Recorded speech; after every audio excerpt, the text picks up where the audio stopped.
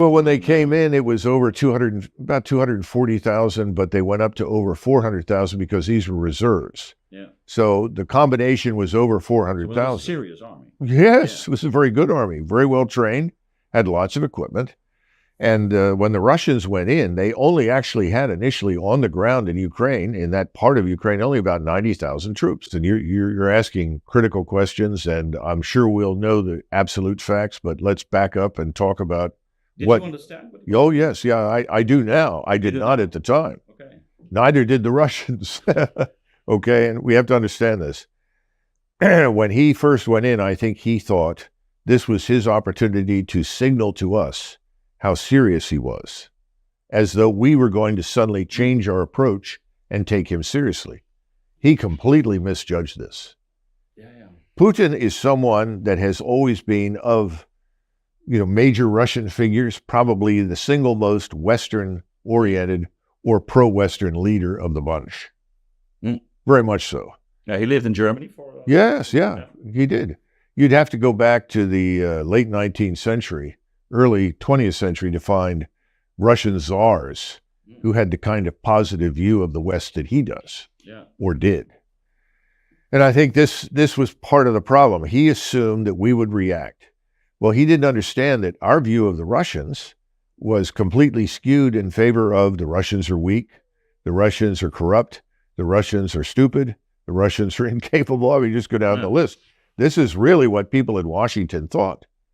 And I remember having conversations with some of them in these think tanks, and I tried to tell this one gentleman who's very prominent, you see him from time to time on YouTube and television, and I said, don't you understand the Russian military is not the same as Western militaries?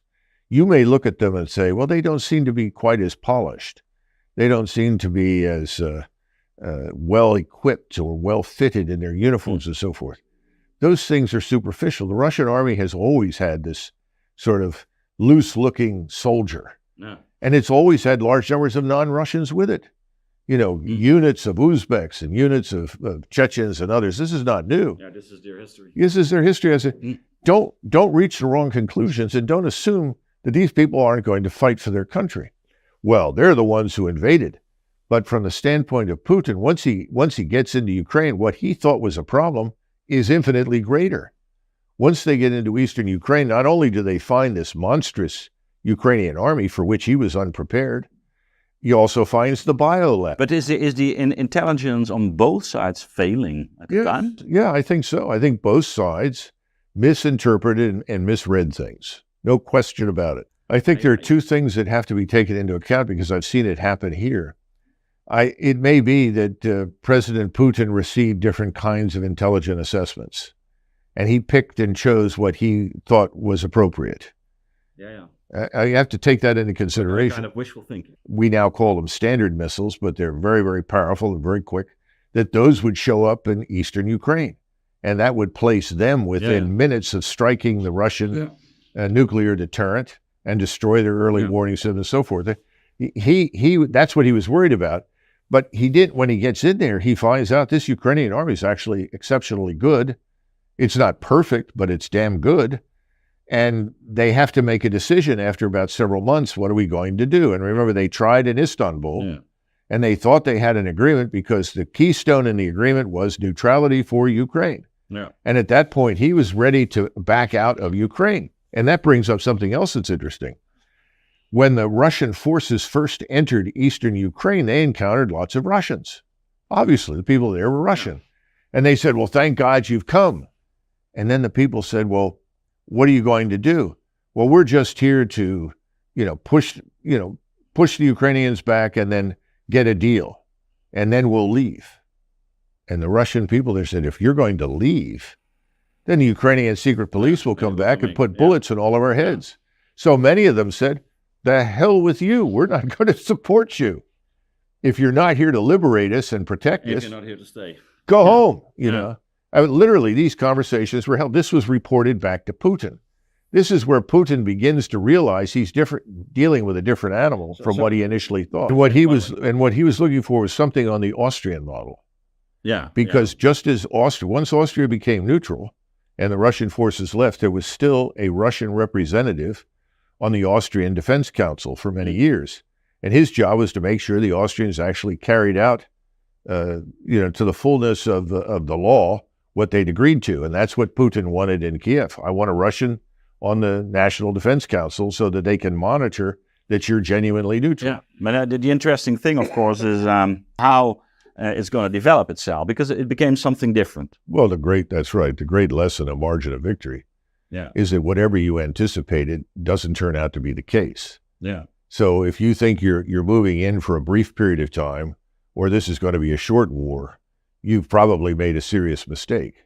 So before you start anything, you need to stand back and look at all the possibilities. Do you think at the time that Putin was aware that in fact he was fighting a war against the West? No.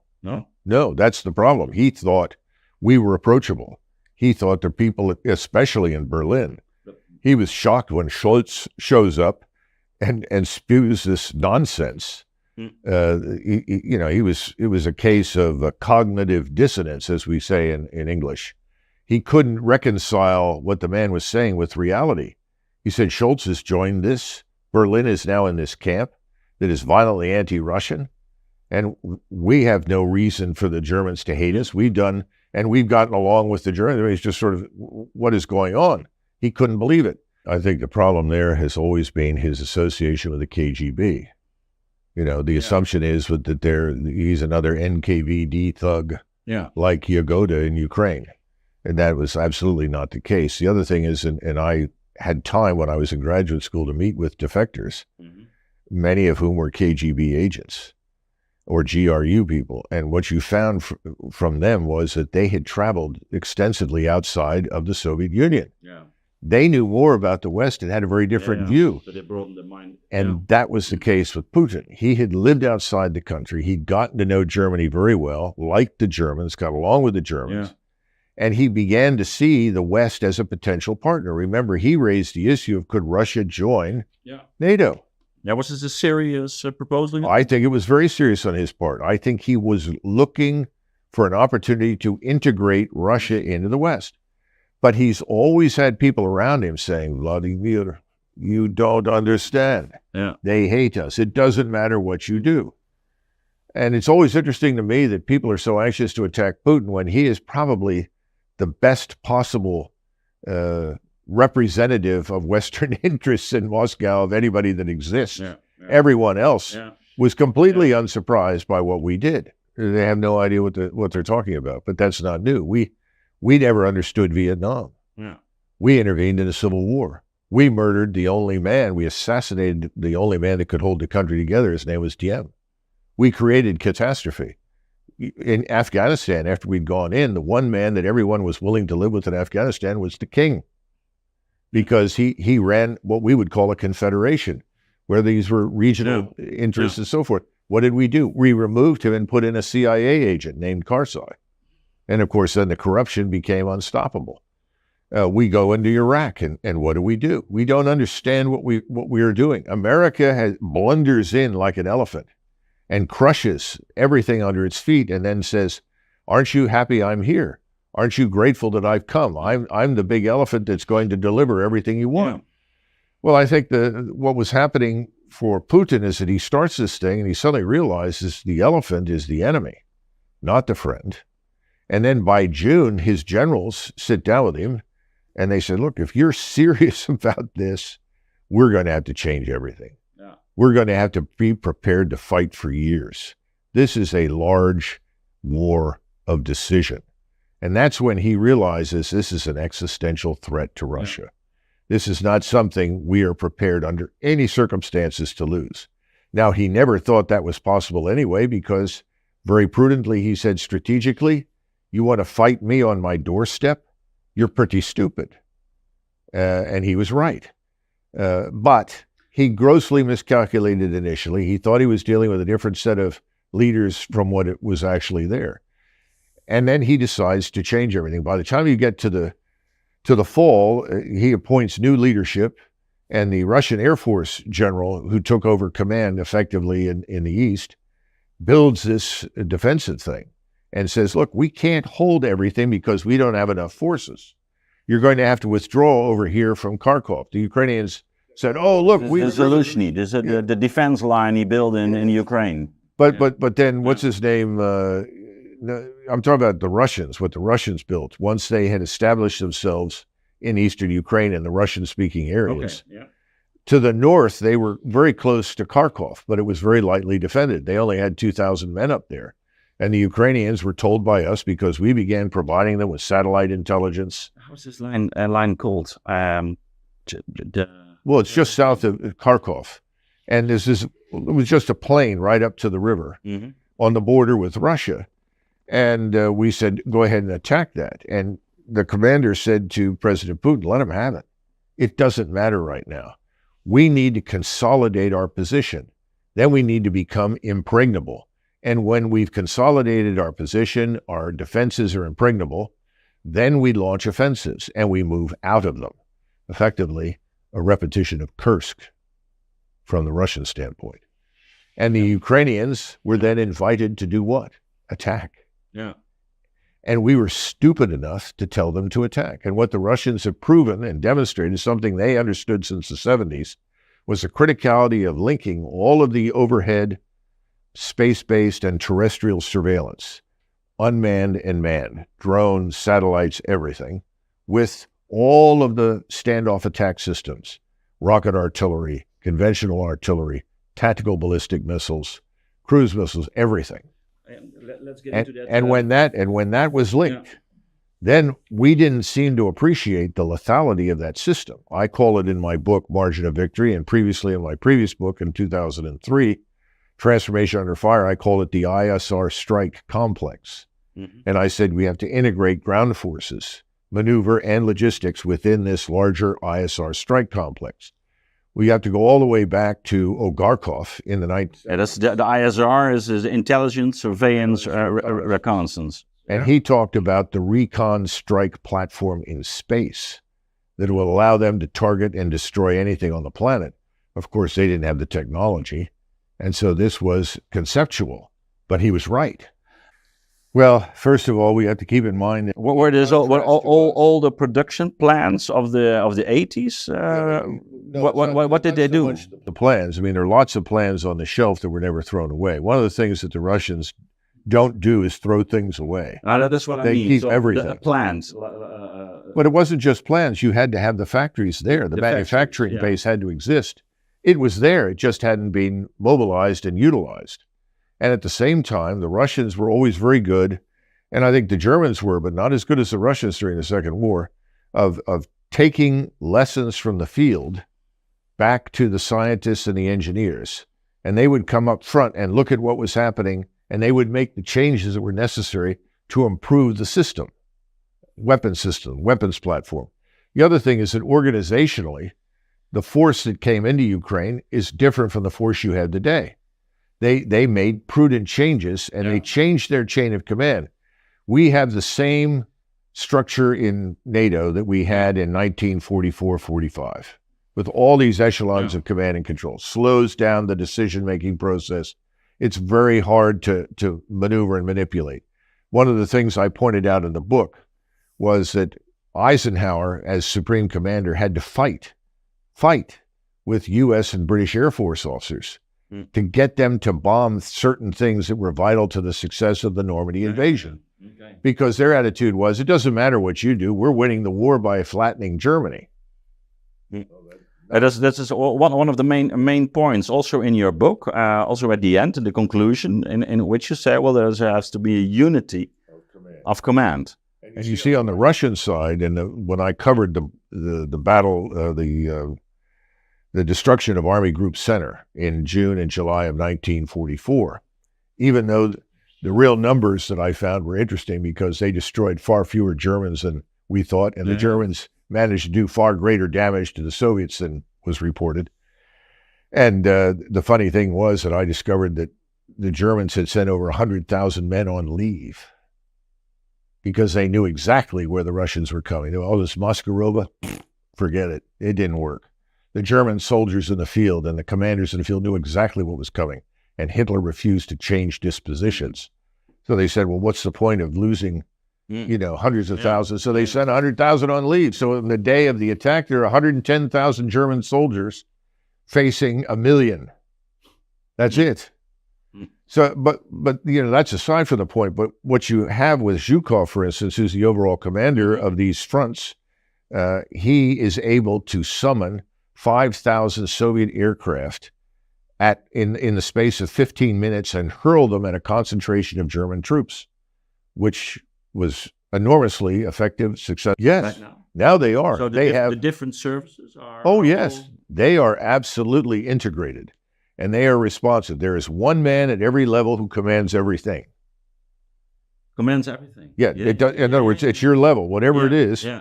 It may be 15,000, 20,000, 80,000, whatever it turns out to be. He commands everything, all the air forces. And here's a good example. Well, I think it's a question in the Russian case. First of all, historically, unity of command is something the Russians have always practiced. Okay. If the man who's the supreme commander says do it, everybody does it. We have no history of that. That was true under the Tsars. Now, his generals were often not the best. Well, there were also Soviet generals that weren't very good. There were some generals that were initially out there with the forces that went into Ukraine, as well as colonels and others. They're gone. They were removed. And you talk about democracy.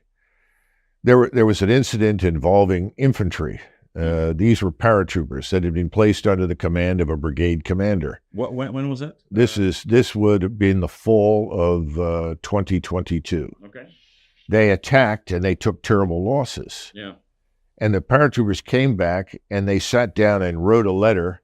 They gave it to newspaper journalists and they explained why they'd failed in this attack, because all of the measures that should have been taken were not. And the man who was in command was at fault. That was brought to Putin's attention. Putin went to the front, removed him. And that's been going on over there. Now, some Russians would complain and say they haven't removed enough. I've heard Russians say that. But the truth is, Putin has done those things. And you now have a force that has very few weak links. It's similar to the quality of the German force that invaded Russia. After Poland and the Low Countries, all the weak, mediocre officers were gone. They were removed. And the best people were in the right jobs. That's what Putin now has in his force in Ukraine. But to go back to this instantaneous link, I went in and received a presentation from some people that I cannot name, but they're here in the United States. And they showed me where there was a request to launch a cruise missile at a building. And this was in, let's just say, north central Ukraine, in a city, because the Ukrainians had placed crew-served weapons, that is, missiles and artillery into this building. They couldn't get at it from the ground. They couldn't strike it effectively. And so within 10 minutes, a cruise missile was launched from the Black Sea Fleet of effort, and also commonality of communications and understanding. People understand across these service lines. We don't have that. We do sometimes at the lowest level, because the people down there who are doing the fighting, they have to do that. It's this upper levels where you have the problem. For many, many years, there was an old phrase, give the unit artillery and you've made the unit independent. In other words, if you had an infantry or cavalry force in the old days and you provided them with artillery, they could now go out and operate on their own, because as long as they were supplied with artillery, they could prepare the battlefield, attack targets, and then envelop or flank or whatever. Today, you give them unmanned systems at the lowest level, you've made them independent, because that unmanned system can provide instantaneous information. Let's say you are an infantry squad, maybe you have some armor with you.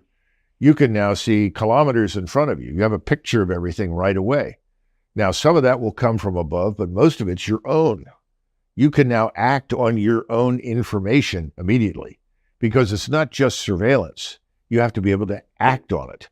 We have this thing we call intelligence. Well, intelligence is information that's being analyzed and refined, but that takes time. So the first comes surveillance. That gives you the information. But at different levels, people can act on that and make it intelligence before it reaches the top. And we've done everything we can at our level, and we can't fix the problem. Therefore, it goes up to be fixed. Someone at the next level who is a targeteer, someone who targets, matches